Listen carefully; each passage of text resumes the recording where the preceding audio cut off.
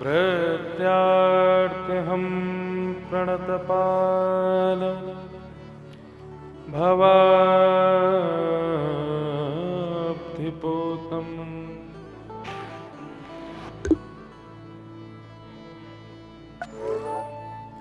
वन्दे महापुरुषते चरणारविन्दम्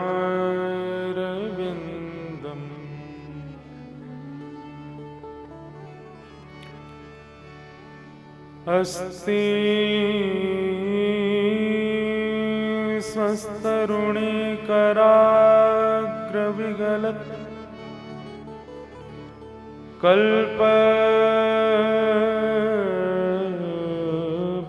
कल्पप्रसूनप्लुतम् वस्तु प्रस्तुतवेणुनादलहरी निर्वाण निरव्याकुलम् स्रस्त स्रस्तनिबद्धनी विविलसत् गोपी सहस्राव्रतम् हस्तन्यस्तनतापवर्गमखिलो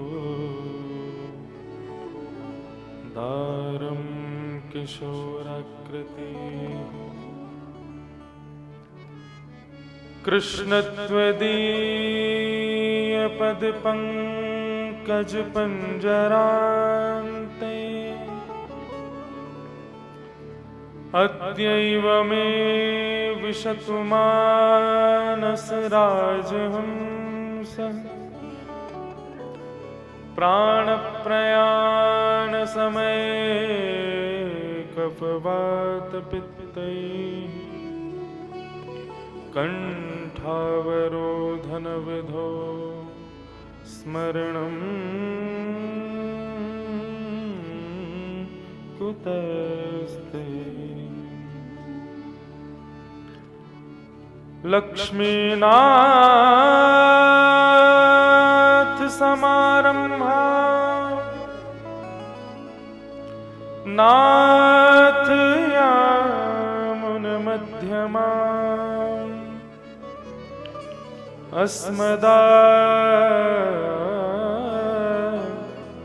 अस्मदाचार्यपर्यन्ता वन्दे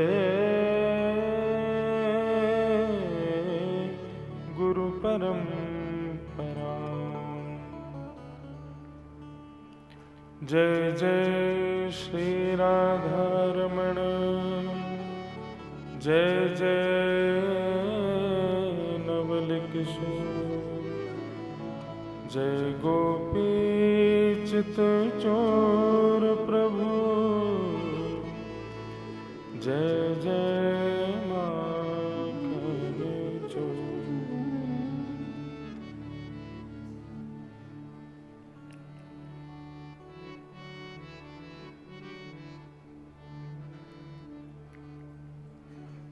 गोविंद गोविंद गाइए रे भजो, राधे गोपाल कृष्ण गाइए। गोविंद गोविंद गाइए रे भजो, राधे गोपाल कृष्ण गाइए।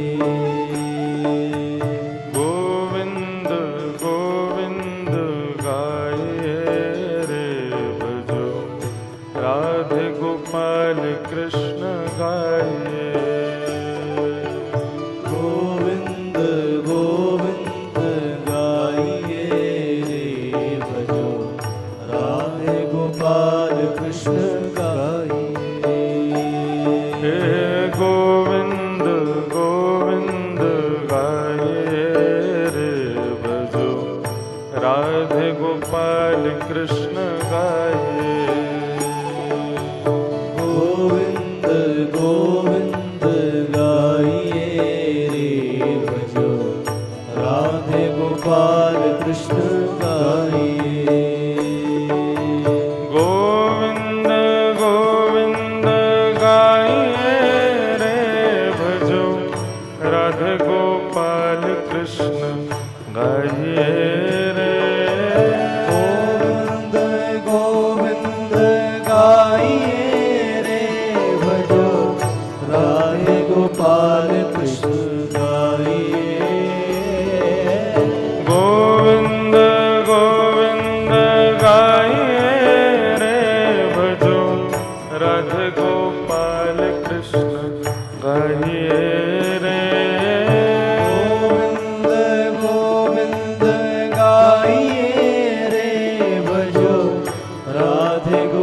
गोपाल कृष्ण गाइए। हे मुरली मनोहर गाइए रे भजो, मीरा के श्याम सुंदर गाइए रे। मुरली मनोहर गाइए रे भजो, मीरा के श्याम सुंदर गाइए। हे मुरली मनोहर गाइए रे भजो, मीरा के श्याम सुंदर गाइए रे। मुरली मनोहर गाइए रे भजो, मीरा के श्याम सुंदर गाइए। ओ गोविंद गोविंद गाइए रे भजो, राधे गोपाल कृष्ण गाइए। गोविंद गोविंद गाइए रे भजो, राधे गोपाल कृष्ण गाइए। गाइए गोविंद गोविंद गाइए रे भजो, राधे गोपाल कृष्ण गाइए। गोविंद गोविंद गाइए रे भजो, राधे गोपाल कृष्ण गाइए।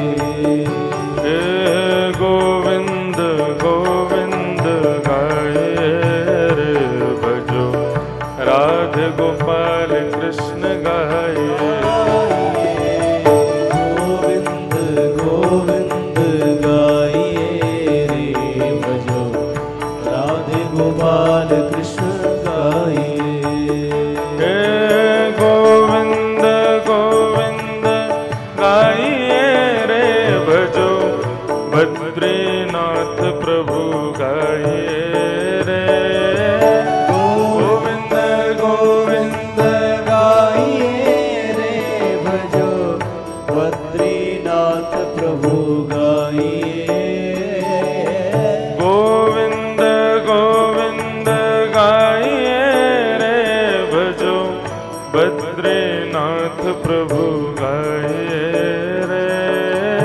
गोविंद गोविंद गाइए रे भजो, बद्रीनाथ प्रभु गाइए।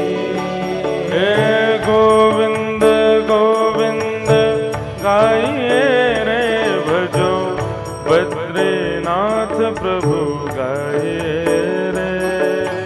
गोविंद गोविंद गाइए रे भजो, बद्रीनाथ प्रभु गाओ भाव से। गोविंद गोविंद गाइए रे भजो, राधे गोपाल कृष्ण गाइए। गोविंद गोविंद गाइए रे भजो, राधे गोपाल कृष्ण गाइए। हे गोविंद गोविंद गाइए रे भजो, बद्रीनाथ प्रभु गाइए। हरि बोल। गोविंद गाइए रे भजो, बद्रीनाथ प्रभु गाइए।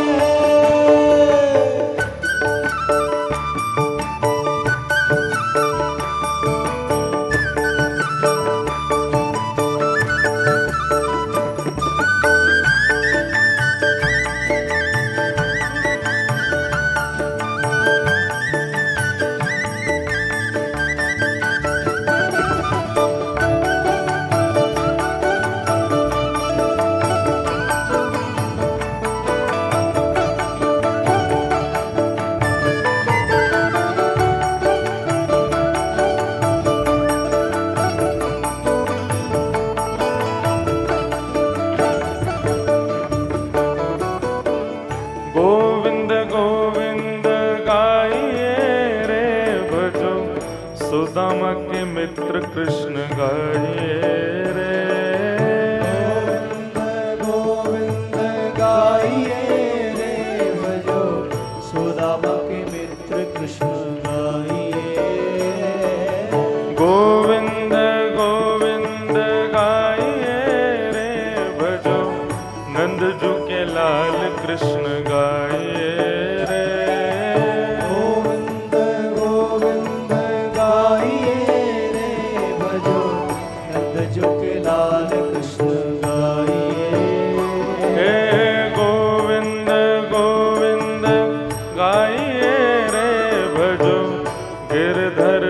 गोपाल कृष्ण गाइए रे। गोविंद गोविंद गाइए रे भजो गिरधर लाल कृष्ण गाइए। गोविंद गोविंद गाइए रे भजो राधे गोपाल कृष्ण गाइए। गोविंद गोविंद गाइए रे भजो राधे गोपाल कृष्ण गाइए। गोविंद गोविंद गाइए रे भजो मुक्तिनाथ प्रभु गाइए। गोविंद गोविंद गाइए रे भजो मुक्तिनाथ प्रभु गाइए। गोविंद गोविंद गाइए रे भजो बद्रीनाथ प्रभु गाइए। गोविंद गोविंद गाइए रे भजो बद्रीनाथ प्रभु गाइए। गोविंद गोविंद गाइए रे भजो दाऊ के भैया कृष्ण गाइए। गोविंद गोविंद गाइए रे भजो दाऊ के भैया कृष्ण गाइए। गोविंद गोविंद गाइए रे भजो राधे गोपाल कृष्ण गाइए। गोविंद गोविंद गाइए रे भजो राधे गोपाल कृष्ण गाइए। भजो राधे गोपाल कृष्ण गाइए। भजो राधे गोपाल कृष्ण गाइए। भजो बद्रीनाथ प्रभु गाइए। भजो बद्रीनाथ प्रभु गाइए। भजो गिरधर लाल प्रभु गाइए। भजो गिरधर लाल प्रभु गाइए। भजो नंदजू के लाल कृष्ण गाइए। भजो के लाल कृष्ण गाइए। भजो सुदामा के मित्र कृष्ण गाइए। भजो सुदामा के मित्र कृष्ण गाइए। भजो दाऊ के भैया कृष्ण गाइए। भजो दाऊ के भैया कृष्ण गाइए। भजो बद्रीनाथ कृष्ण गाइए। बद्रीनाथ प्रभु गाइए। भजो बद्रीनाथ कृष्ण गाइए। बद्रीनाथ प्रभु जय गाइए। जय श्री राम। जय जय श्री राम। जय जय श्री राम।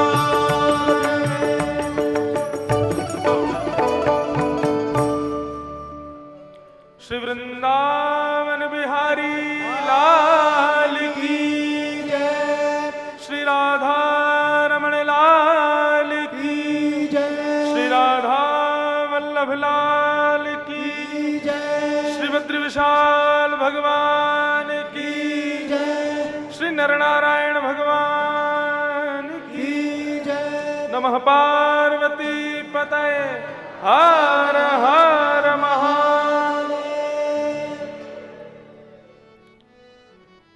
श्री वेदव्यास भगवान की आदि गुरु शंकराचार्य भगवान की श्री अलकनंदा मैया की श्री सरस्वती मैया की श्री एकादशी मैया की सब संतन की सब भक्तन की पर्वतराज हिमालय की जय। देवादिदेव महादेव शंकर भगवान की श्री केदारनाथ भगवान की गंगोत्री यमुनोत्री धाम की समस्त भक्तन की समस्त ब्राह्मणन की समस्त संतन की जय जय श्री राधे। प्यारे गिरधर लाल की जय।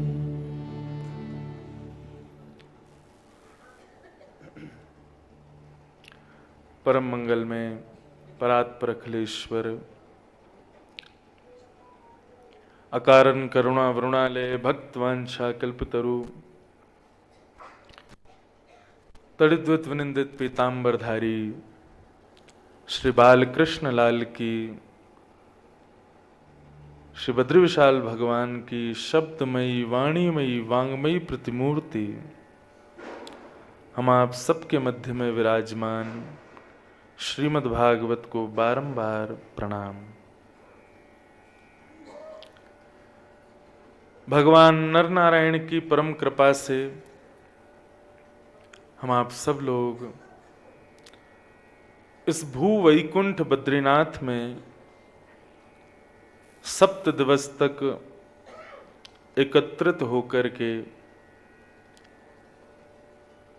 बद्रीनाथ में उद्गम हुई गंगा सरस्वती जो कि दृश्यमान हैं, जिनके प्रवेश करने से, जिनमें प्रवेश करने से हम अपने देह के ताप संतापों को नष्ट करते हैं, वहीं बद्रीनाथ में उद्गम हुआ जिन वेदों का, जिन पुराणों का और पुराण संहिता, पुराण सम्राट श्रीमद् भागवत का, जिसमें प्रविष्ट करना नहीं पड़ता, ये स्वयं आप में प्रविष्ट करती है, आप में प्रवेश करती है। ऐसी भागवत भागीरथी की उद्गम स्थली, चतुर्वेदों की उद्गम स्थली, समस्त पुराणों की उद्गम स्थली इस बद्रीनाथ को बारंबार हम प्रणाम करते हैं। शास्त्रों में बद्रीनाथ धाम कहकर के इस स्थान को संबोधित नहीं किया गया, मूल रूप से इस स्थान को बद्रिकाश्रम कहकर के या विशाला क्षेत्रे, विशाल क्षेत्र के नाम से इस तीर्थ को जाना गया। बद्रिकाश्रम ये भगवान का स्वयं का आश्रम है। आश्रम का अर्थ क्या होता है? जहां पर श्रमित व्यक्ति आकर के आराम करे उसको आश्रम कहते हैं, या फिर जहां पर भटके हुए को आश्रय मिले उसे आश्रम कहते हैं। और बद्रिकाश्रम दोनों रूप में घटता है। भटकों हुओं को आश्रय भी यहां मिलता है। क्यों? जरूरी नहीं यहीं आना ही आश्रम माना जाएगा, आश्रय माना जाएगा। श्रीमद् भागवत की कथा जहां कहीं भी हो रही है, जहां कहीं भी श्रीमद् भागवत पहुंची है, वो पावन पंडाल, वो पावन प्रांगण बद्रिकाश्रम ही है। अब तो बहुत सुगम हो गया बद्रीनाथ आना, सरल हो गया है, रास्ता भी अब बहुत ठीक हो गया है। मैं प्रथम बार बद्रीनाथ संभवतः 2010 में आया था पूज्य पिताजी की कथा में। तब नियम था कि ऋषिकेश हरिद्वार से प्रातः 4 बजे निकलना पड़ता था और तब जाकर के आप बद्रीनाथ 9 बजे पहुंचोगे रात्रि में। और वो भी कंफर्म नहीं है कि पहुंचोगे ही, क्योंकि बीच में कहीं अगर लैंडस्लाइड हो गया, कहीं रास्ता बंद हो गया, कहीं जमीन बह गई तो 3-3 दिन तक लोग फंसे रहते थे, बादल फट जाते हैं, बहुत कुछ होता है। और जिस समय में पहली बार बद्रीनाथ आया था उस समय यहां गीजर नहीं हुआ करते थे, तो तप्त कुंड से 20 रुपए की बाल्टी आती थी स्नान की, और वो बाल्टी कक्ष तक आते आते ठंडी हो जाती थी।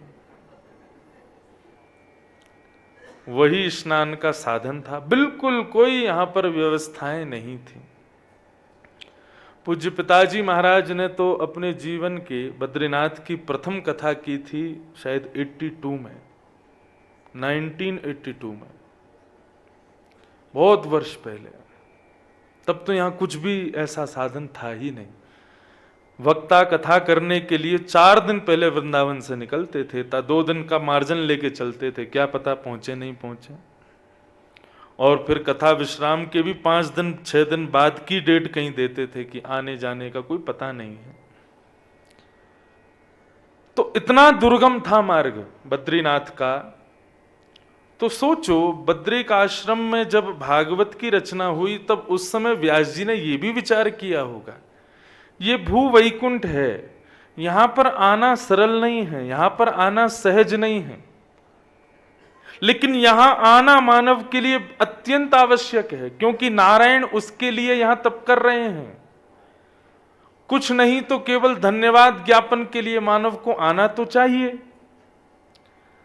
तब अनेक चिंताओं के मध्य में एक यह भी चिंता थी श्री वेद व्यास जी को कि इस बद्रिक आश्रम का लाभ कलयुग के मानव को कैसे मिलेगा। तो उन अनेक चिंताओं में एक यह भी चिंता उनको सता रही थी कि बद्रिक आश्रम गेहे गेहे जने जने कैसे पहुंचे, हर व्यक्ति को इस बद्रिकाश्रम का आश्रय कैसे प्राप्त हो। तब पुराण संहिता श्रीमद् भागवत का निर्माण हुआ और निर्माण करके गेहे गेहे जने जने स्थापिष्यामि नारद जी महाराज के द्वारा, श्री सुखदेव जी के द्वारा इस कथा को पहुंचाया गया घर घर में, जन जन में। तो निश्चित रूप से जहां कहीं भी कथा होती है, अन्यत्र भी जहां कहीं भी भागवत जी विराजमान हो जाती हैं, वो प्रांगण, वो पंडाल, वो हॉल, वो चाहे बंबई में हो, दिल्ली में हो, वो बद्रिकाश्रम ही है। उस व्यक्ति को बद्रिकाश्रम आने का, बद्रीनाथ के आश्रय का पुण्य प्राप्त हो जाता है। ऐसी ये परम पावन भूमि, ये सामान्य नहीं है। श्री पवन मंद सुगंध शीतल हेम मंदिर शोभितम, निकट गंगा बहत निर्मल, बद्रीनाथ विश्वम्भरम। श्री पवन मंद सुगंध शीतल हेम मंदिर शोभितम, निकट गंगा बहत निर्मल, बद्रीनाथ विश्वम्भरम। श्री बद्रीनाथ विश्वम्भरम, श्री बद्रीनाथ विश्वम्भरम। ये विश्वम्भर है, बद्रीनाथ विश्वम्भरम। बंधुओं, अभी आज सुबह प्रातः पूज्य बापू की कथा श्रवण करने के लिए गया था, तो कल रात्रि भी समय नहीं मिला अध्ययन का, सुबह भी नहीं मिला, सेवा कर रहा था लाल जी की, तभी फोन आ गया कि वहां चलना है, तो गए थे। तो आकर के थोड़ा 20-25 मिनट कुछ अवलोकन कर रहा था कि क्या कुछ भाव मिले, कुछ अच्छा सा। तो श्रीमद् भागवत के 5वें स्कंद में 9 वर्षों के विषय में बताया गया है। 9 वर्ष हैं और इन 9 वर्षों में एक वर्ष वो है जिसमें हम आप रहते हैं, भारत वर्ष। 9 वर्षों के अलग अलग देवता बताए गए हैं। उन सब की व्याख्या की आवश्यकता नहीं कि कौन से वर्ष हैं, कैसे हैं, क्या है। बस यह है कि किसी वर्ष में भगवान नृसिंह की पूजा होती है, प्रहलाद उनके अर्चक हैं। किसी वर्ष में राम जी की अर्चना होती है, हनुमान जी उनके अर्चक हैं। ऐसे समस्त वर्षों के बारे में बताते हुए जब भारतवर्ष की चर्चा हुई तो भारतवर्ष में प्रधान देव कौन है और उनके अर्चक कौन है? तो श्रीमद् भागवत के पंचम स्कंद में भारतवर्ष का वर्णन करते हुए कहते हैं, भारतेपि वर्षे भगवान नर नारायणाख्य। भारतवर्ष के प्रधान देव कौन है? बोले नर नारायण। ये भारतवर्ष के प्रधान देव हैं। और इनके अर्चक कौन हैं? बोले कि स्वयं श्री नारद जी इनके अर्चक हैं। नारद जी महाराज इनकी सेवा करते हैं। पूरा वर्णन लिखा है यहां पर कि 6 महीने के लिए यहां पर अर्चक के रूप में नारद जी विराजते हैं। 6 महीने के लिए भगवान बद्री विशाल अपनी सेवा का सौभाग्य हम मानवों को देते हैं। तब अर्चना करते हुए नारद जी महाराज भगवान से प्रार्थना करते हुए एक श्लोक कहते हैं, और वो श्लोक इतना भाया, लगभग 1 घंटा में ये श्लोक की ही ना जाने कितनी पुनरावृत्ति करता रहा। कितना सुंदर भाव श्री नारद जी महाराज कहते हैं ठाकुर जी से। नारद जी कह रहे हैं, तन्नः प्रभो त्वं कुकलेवरार्पिता। एक और बात कहूं बंधुओं, इस भूमि में आए हो,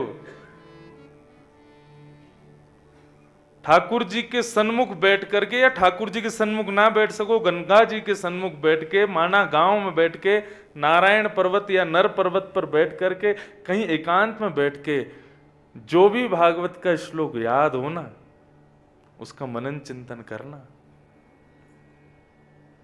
ये भागवत की भूमि है। हमारे प्राण सर्वस्व, हमारी जीवनाधार भागवत यहां प्रादुर्भाव हुई है। यहां के रोम रोम में, यहां के प्रत्येक वृक्ष वल्लरियों में, यहां की वायु में, सब जगह भागवत के श्लोक विद्यमान हैं। इसलिए भागवत के श्लोकों को कंठ करके जो भी आता हो उसको जरूर गान करना। यहां पर आगामी 6 दिन और बचे हैं आपके पास, रोज करो। तो नारद जी कह रहे हैं, तन्नः प्रभो त्वं कुकलेवरार्पिता त्वन्माययाहं ममतामदोक्षजम् विन्ध्यामयेनाशु वयं सुदुर्भिदा विदेहि योगं त्वयि न स्वभामिति। 6 महीने तक जब यहां कोई नहीं होता, तब नारद जी महाराज अर्चना करते हैं श्री बद्रीनाथ भगवान की। और बद्रीनाथ भगवान की अर्चना करते हुए नारद जी महाराज कितनी अच्छी बात कह रहे हैं। देखो, भक्ति का ये मूल स्वरूप है जो नारद जी कह रहे हैं। अपनी जिम्मेवारी भी अपने ऊपर मत रखो, वो भी ठाकुर जी पे छोड़ दो, वही भाव है। लेकिन कितने अच्छे ढंग से कहा है, बहुत अच्छा भाव। तन्नः प्रभो त्वं कुकलेवरार्पिता। हे भगवान, आपको भले ही बुरा लगे, लेकिन मैं आपसे स्पष्ट कह दूं, ये जो कुकलेवर आपने हमको दिया है ना, कुकलेवर समझे? कलेवर माने शरीर, और कु माने नस्वर, काम क्रोध लोभ मोह आदियों से ग्रसित। कु माने अपवित्र। आपने जो ये हमको कलेवर, ये जो हमको देह दिया है ना, ये आपने हमको दिया है। और एक बार और कहूं प्रभु, नारायण भगवान नाराज हो गए, बोले एक तो हमने देह दिया, दूसरा तुम इसको कुकलेवर कह रहे हो। मतलब सामने वाला व्यक्ति आपको कोई अच्छा उपहार दे और आप उस उपहार की अवहेलना करो। भगवान कहें हमने एक तो तुमको कलेवर दिया, एक तो शरीर दिया, ऊपर से तुम इसको कुकलेवर कह रहे हो। तो नारद जी अपनी भाव बदल देते हैं, बोले नहीं, आपने तो हमको देह दिया, लेकिन इसको कुकलेवर किसने बनाया? भगवान बोले हाँ ये कहो ना, हमने तुमको शरीर दिया, अब इसको दूषित किसने किया? नारद जी तिरछी नजर करके बोले, त्वन्माययाहं ममतामदोक्षजम्। आपके द्वारा ये शरीर मिला और आपकी ही माया ने इसको कुकलेवर बना दिया। हमारा कोई दोष नहीं है भगवान। नारायण भगवान बोले तुम मतलब पूरा दोष मुझे ही दे रहे हो? बोले है ही है आपका।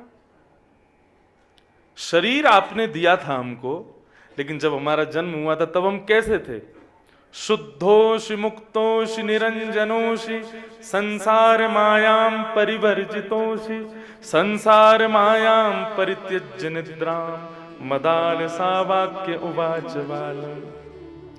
जब आपने हमको शरीर दिया था तब हम कैसे थे? अत्यंत शुद्ध थे, मुक्त थे, संसार मायाम परिवर्जितोषि, संसार माया से हमको कोई परवाह नहीं थी। हमारी इच्छा नहीं थी कि जब हमारा जन्म हो तो माता पिता ढोल नगाड़े बजाएं, ना उनके ढोल नगाड़े बजाने से हमको प्रसन्नता थी, और ना हमको गोद में लेकर के गाली देने वाले हमारे किसी भी परिजन के द्वेष से हमको कोई बुरा भी नहीं लग रहा था। क्यों? उस समय हमारे भीतर दोष नहीं थे, हम शुद्ध थे, मुक्त थे। लेकिन धीरे धीरे धीरे धीरे त्वन्मायया, हम आपकी माया में जैसे ही हमने प्रवेश किया तो आपकी माया ने हमारे अंदर अहमता, ममता, राग, द्वेष, अभिनिवेश, अहंता, ममता, इन सबको जन्म देना प्रारंभ कर दिया। भगवान श्रीमन नारायण निर्वाक हो गए नारद जी की बात सुन के। बोले बात तो सही है तुम्हारी। बोले मैं गलत हो ही नहीं सकता भगवान, शरीर आपने दिया और इस शरीर को जिस माया में आप घुमा रहे हो ये माया भी आपने ही बनाई है, तो इस शरीर में जितने भी दोष आते हैं वो माया से आते हैं, माया आपने बनाई। तो इनडायरेक्ट वे ही सही, शरीर को कुकलेवर किसने बनाया? आपने। लेकिन हम आपके दास हैं इसलिए आप पर आरोप प्रत्यारोप तो नहीं लगा रहे हैं, लेकिन भगवान कान पकड़ के दृष्टता क्षमा करना। अब शरीर तो कुकलेवर बन गया है, आपकी माया से दूषित हो गया है, अब इसको सुधारने की जिम्मेवारी आप हम पे छोड़ देते हो कि इसको सुधारो, इसको पवित्र करो, इसको निर्मल बनाओ, इसको शुद्ध करो। अरे जब देह आपने दिया, बिगाड़ा भी आपकी माया ने, और माया भी आपने बनाई, तो फिर शुद्ध भी आप ही करो, इसको हमारे बस का नहीं है। और फिर क्या कहते हैं? विंध्याम ये नाशु वयम सुदुर्विधम विधाहि योगम त्वयि न स्वभामिते। यदि आपकी माया इस शरीर को बिगाड़ सकती है तो निश्चित ही आप जानते भी होंगे कि ये शरीर सुधरेगा कैसे। इस शरीर की जितनी भी दूषितताएं हैं वो सब पवित्र कैसे होंगी, आप निश्चित जानते हो भगवान। इसलिए अब इस शरीर को पवित्र बनाने के लिए जो योग, जो साधन, जो